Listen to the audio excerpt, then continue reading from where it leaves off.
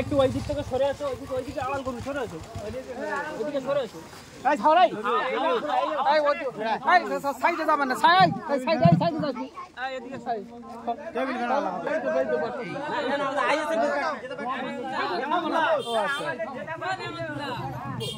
এটা আমাদের এখানে আইএসএফ এর যেতে পারছি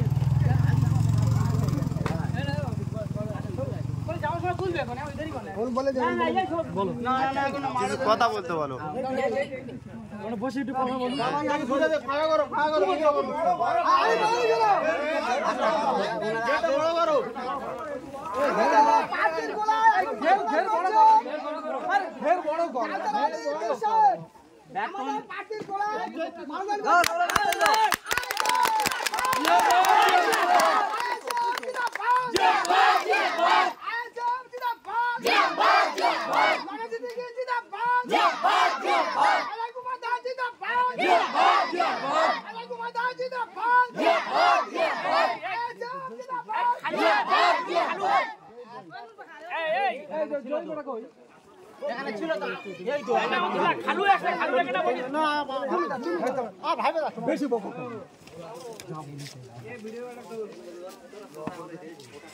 আমাদের পাখির গোলায় মানবদান করছেন জয়নুল হায়দার মহাশয়।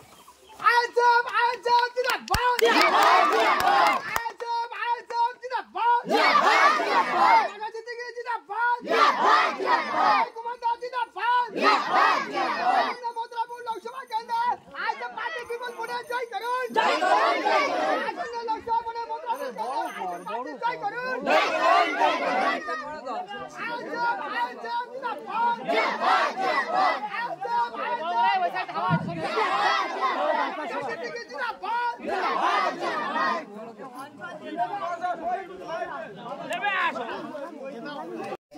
একটু বড় করলে সুবিধা হয়।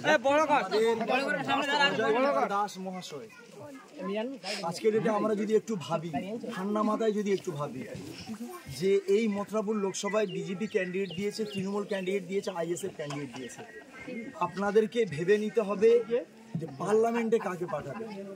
একটা 8 পাস ছেলেকে পার্লামেন্টে পাঠাবেন, না একটা অধ্যাপক যিনি আমাদের জেনারেশন তৈরি করছে, মানুষের মেরুদণ্ড তৈরি করার কারিগর যিনি, সমাজ তৈরি করার কারিগর যিনি, একজন অধ্যাপক, তার কাছ থেকে আমরা শিক্ষা লাভ করি, সেই রকম একটা মানুষকে আমাদেরকে পার্লামেন্টে পাঠাতে হবে। কারণ ওই পার্লামেন্টে যত গরিবদের বিরুদ্ধে যত আইন তৈরি হয়, পিছিয়ে পড়া মানুষদের বিরুদ্ধে যে আইনগুলো তৈরি হচ্ছে, কৃষকদের বিরুদ্ধে যে আইন তৈরি হচ্ছে, সেই আইনের বিরুদ্ধে গর্জন করে যেন করতে পারে সেই রকম একটা ক্যান্ডিডেটকে পাঠাতে হবে। কারণ এই লোকসভা ভোটে, এই লোকসভা কেন্দ্রে যে তৃণমূল কংগ্রেসের যে বাপি হালদারকে দাঁড় করানো হয়েছে, আমার তো মনে হয় না উনি যে পার্লামেন্টে গিয়ে কোনো একটা বক্তব্য তিনি দেবেন। কেন ওই দলের একটা পোস্ট, বাকি সব তো ল্যাম্প পোস্ট। মমতা ব্যানার্জি যেটা বলবে সেটাই ফাইনাল, কিন্তু আমাদের দলে ওটা নয়। আমাদের দলে গণতন্ত্র আছে, সকলের বলার অধিকার আছে। আমরা কম বেশি নওশাদ সিদ্দিকীকে জানি, চিনি, কেন তিনি কোনো একদম চেনে না এরকম জায়গা থেকে তিনি উঠে আসেনি, তিনি সব তানাদেরকে আমরা সবাই চিনি। সেই রকম একটা মানুষ আমাদেরকে ক্যান্ডিডেট, একটা যোগ্য ব্যক্তি আমাদের মথুরাপুর কেন্দ্রে পাঠিয়েছে, যাতে করে এই মথুরাপুর লোকসভার কেন্দ্রের মানুষদের অভাব অভিযোগের কথাগুলো পার্লামেন্টে তুলে ধরতে পারে। সবচেয়ে বড় কথা হচ্ছে আমাদের মথুরাপুর লোকসভা কেন্দ্রের নদী লাগোয়া এলাকাগুলো যেগুলো আছে, প্রতি বর্ষার সময় বাঁধ ভাঙে, নোনা জল ঢোকে, ফিশারি নষ্ট হচ্ছে, তারপরে হচ্ছে চাষের জমি নষ্ট হচ্ছে, মানুষের ঘর ধ্বংস হচ্ছে, সাইক্লোন হচ্ছে, মানুষের ঘর দর সব উড়ে চলে যাচ্ছে। আমরা আইলা ঝড় দেখেছি, আমফান দেখেছি, এই সমস্ত নদী উপকূল এলাকাগুলো যে সমস্ত ক্ষতিগ্রস্ত হয়েছে। কিন্তু আমরা দিনের শেষে কি দেখেছি, তৃণমূল কংগ্রেসের পক্ষ থেকে এই লোকসভার মানুষদের জন্য আমার মনে হয় শুধু যেন ত্রিপল আর মুড়ি বরাদ্দ করা হয়, ত্রিপল আর মুড়ি বরাদ্দ করা হয়। তার কারণটা কি, যতবার এই নদী এলাকাগুলো, এই মথুরাপুর বাসীদের জন্য যত ক্ষয়ক্ষতি হয়, সেই জায়গায় দাঁড়িয়ে তৃণমূল কংগ্রেসের নেতা নেত্রীরা ফেরার লাভলি মেখে ক্যামেরা নিয়ে ছুটে চলে আসে, একটা মুড়ি দিচ্ছে, ছবি করছে, একটা ত্রিপল দিচ্ছে, ছবি তুলছে। তো এই জায়গায় দাঁড়িয়ে আমরা কি একটা লোকসভার ক্যান্ডিডেটকে পার্লামেন্টে পাঠাই শুধু মুড়ি আর ওই ত্রিপলের জন্য? কারণ আমাদের কাছে ত্রিপল কিনতে পারবো না, 100 মুড়ি কিনতে পারবো না। আমাদেরকে সেই জিনিস দেওয়া হবে না যেটা আমরা ব্যাপকভাবে আমরা ব্যবহার করতে পারি। যেমন আমাদের দাবি হচ্ছে, আমাদের দাবি যে নদী এলাকায় যত বাঁধ আছে সেই বাঁধগুলো কংক্রিট করতে হবে, এটা হচ্ছে প্রথম দাবি আইএসএফ। এবং আমাদের অজয় কুমার দাসকে আমরা বলে দিয়েছি যে আপনি এখান থেকে জয়ী হয়ে যাবার পরে পার্লামেন্টে সবচেয়ে মানে সর্বপ্রথম যে দাবিটা নিয়ে আপনি সোচ্চার হবেন আর যে দাবিটা মানুষের সর্বপ্রথম পূরণ করবেন সেটা হচ্ছে সমস্ত নদী এলাকায় যে সমস্ত বাঁধগুলো আছে সেইগুলো কংক্রিট করতে হবে আপনাকে। এই প্রতিশ্রুতি আপনাদেরকে দিয়ে দিচ্ছি। তারপরে যে আমাদের মৌলিক অধিকারগুলো যেগুলো আছে, যে মৌলিক অধিকার তৃণমূল কংগ্রেস আমাদেরকে ধ্বংস করে দিচ্ছে।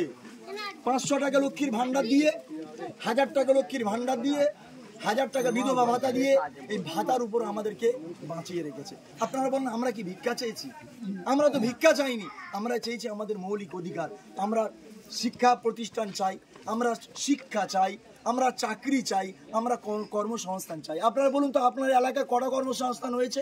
এই মথুরাপুর লোকসভার মধ্যে একটাও কর্মসংস্থান তৃণমূল কংগ্রেস করতে পারেনি এবং নতুন করে কোনো শিক্ষা প্রতিষ্ঠানও করতে পারেনি তারা। ব্যর্থ সরকার শুধু একটা জিনিস করেছে, মানুষদেরকে মূর্খ করিয়ে আমাদের এই যে বাচ্চা বাচ্চা ছেলেগুলো আছে এদেরকে মূর্খ তৈরি করে আগামী দিনে এদের হাতে বোম ধরিয়ে দেওয়া যায়, এদের হাতে বন্দুক ধরিয়ে দেওয়া যায়, এদের হাতে তৃণমূলের ঝাঁ ধরে মারপিট চলছে। যদি তাহলে মথুরাপুরবাসী যারা আমরা বসবাস করি আমরা এত অপদার্থ যে বাপি হালদারের মতো ক্যান্ডিডেট আমাকে পার্লামেন্টে পাঠাতে